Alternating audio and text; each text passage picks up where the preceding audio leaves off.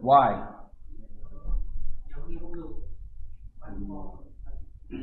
Path to form? Right. There's an easier way. There's an easier way to get it consistent while not adding to poly count, really. You can use opacity.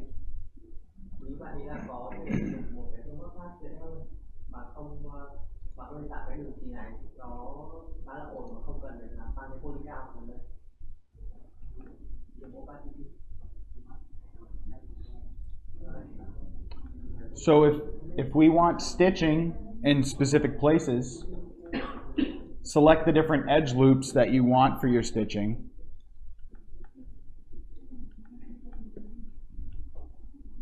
And create a shape.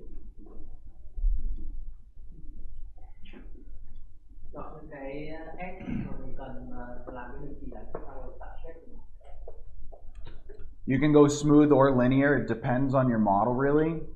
You typically want to, if you have turbo smooth, you want to create it linear so that you select the hard edges, and then when you smooth it, you'll apply a smooth to your stitching as well.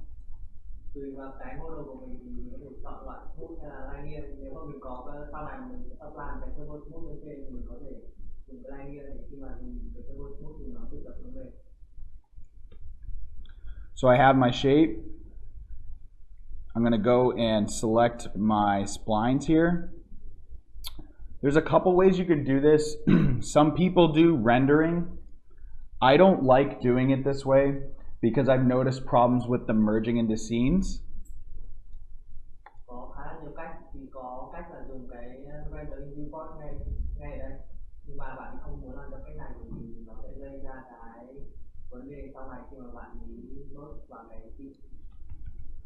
So a way to make sure that it's always going to carry over is to do a sweep.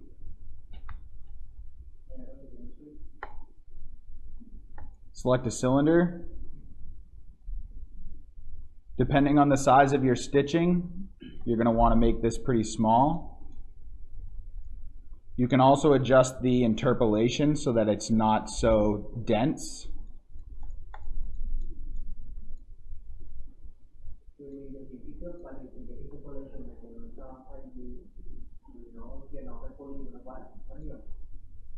And the rest is done through materials.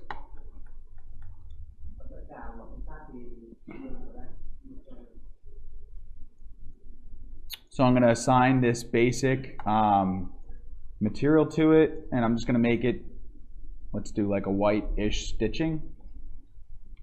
So we're going for this effect where it appears that it's going in and out, right? So without using geometry, we can just use a simple gradient right in 3ds Max.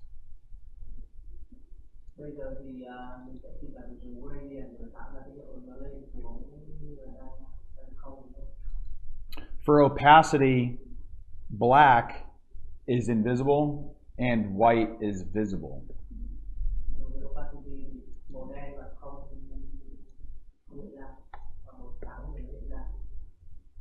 So if we think about a basic stitch and what it looks like, we have this middle center will be raised and the outsides will be in the actual cushion.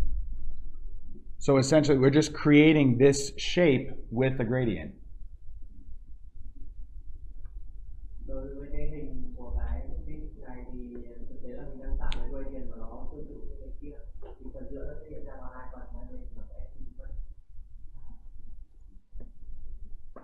Now, we only care about horizontal tiling in this case. So we can start to raise the tiling for this and it will repeat the stitching over and over again. The vertical tiling really doesn't have any effect because we're not going upward with it in this case.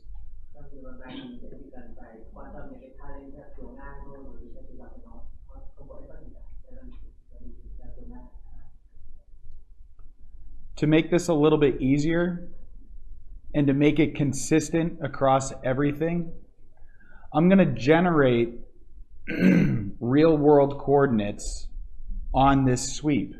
So it creates the map for this spline at a real world scale. That way I can tell it exactly how big I want each stitch. Trong cái trường hợp này để mà mình có thể control được là mỗi cái vết khâu nó có consistent đồng bộ hay không, và theo cái size nó có thực hiện không ở trên cái wall thì mình sẽ chọn trên cái đó thì real wall nó khoảng website và generate. If you follow these steps, you won't have to do UVs on the spline at all.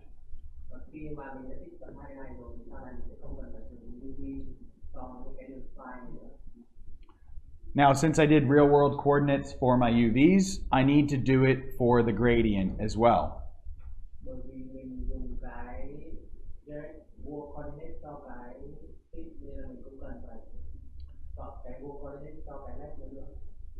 Then I'm just going to plug it into the opacity channel. If I zoom in a little bit here,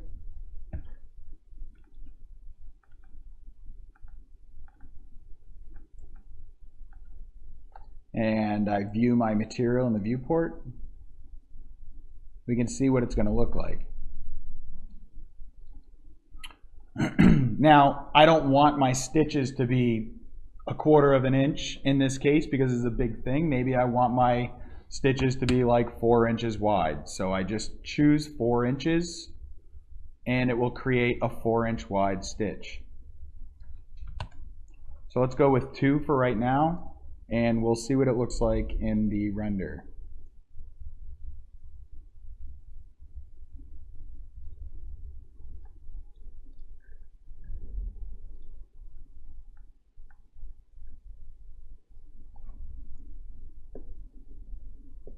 Now, since I have a very large gradient, we can start to see the transparency between each piece.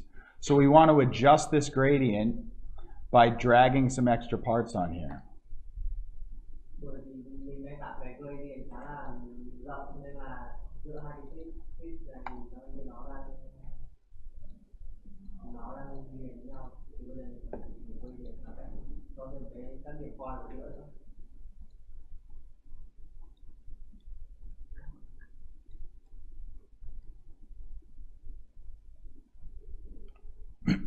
So I'm going to create some more pieces here and I'm going to make my stitching so that it's a little bit further apart from each other.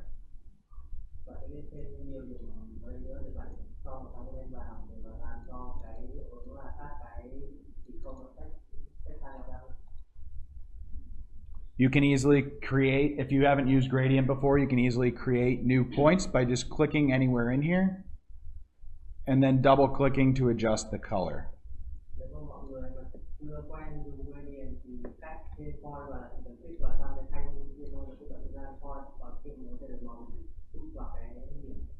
If you need to remove it, simply right click and delete. You cannot remove the end ones.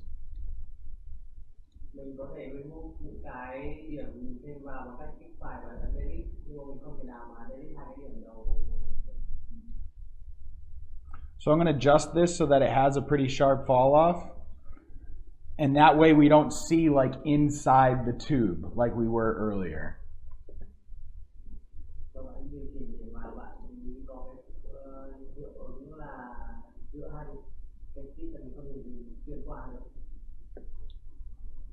If we're getting really close to this, you can add displacement. And you would just want to adjust the gradient so that it had a smoother transition. So each part would actually come up like an arc.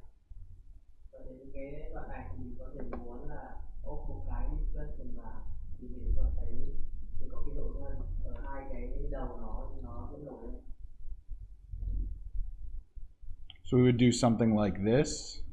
And I would also bring in the ends a little bit. I'm going to stop my render for a minute and I'm going to add a displacement modifier. V-ray displacement. It really doesn't add to render time in this case. It's pretty good. The only thing you would need to do is to bury your stitch a little bit into the geometry so that it actually punctures through with displacement. Trong trường hợp này thì dùng cái vray displacement nó sẽ không làm tăng cái hành của nó là lần này nó sẽ không làm tăng cái thời gian lên, nhưng mà dùng cái vray này để mà điều chỉnh tạo ra cái độ ứng là nó sẽ chuyên sâu xuống lại đầu lên từ cái geometry. So I just scaled it in this case. It would be a little bit better to have these as separate pieces, but this just works for this demonstration. I'm going to drag this second gradient map into my texture map channel.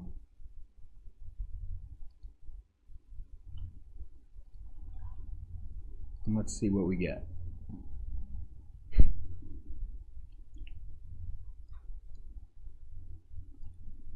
Obviously, that's pretty extreme. All we need to do is select our object again.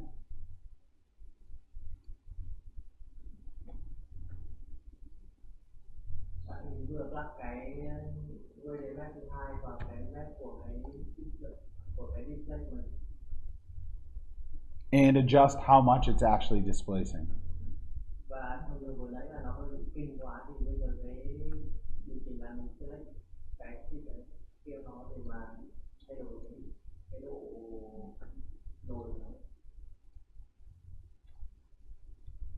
I'm going to adjust my scale just to be 99.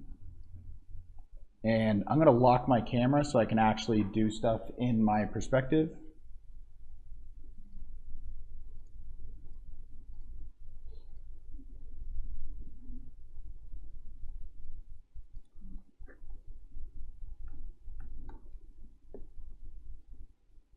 And now we can play around with how this stitching actually looks. So right now it tapers off a little bit. We can go into our material editor and start to adjust our gradient.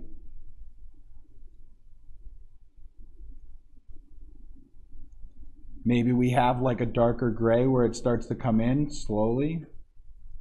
But then we have a white in the middle where it really starts to pop out and round off. See what it looks like from this side.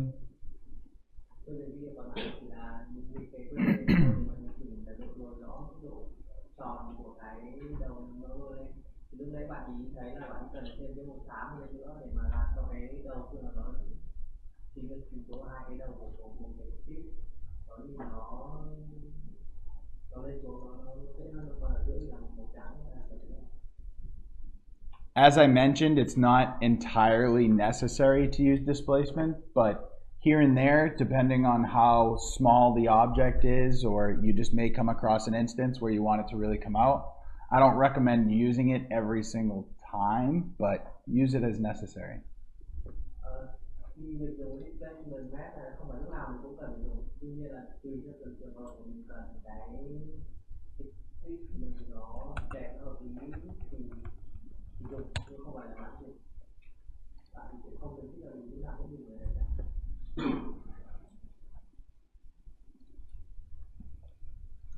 Any questions on that?